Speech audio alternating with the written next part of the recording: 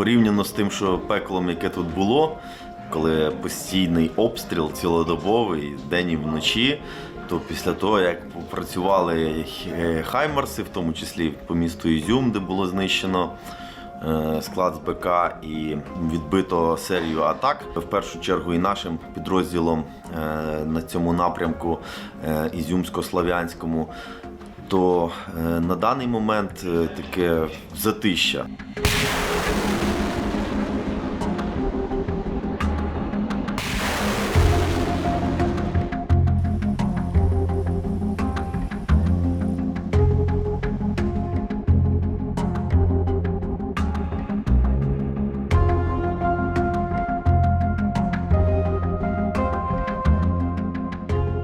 Ми тримаємо тут свої позиції, тобто вони постійно хочуть проривати танками, але у нас вже є досвід підбиття танків.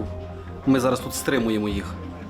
Стримуємо їх, вони вже було 5 спроб прориву танками. Ми всі 5 спроб вдало відбили.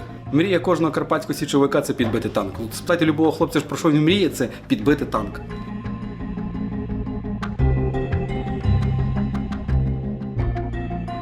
Ми стріляли з Енлава, це один бій, інший бій ми стріляли з Матадора.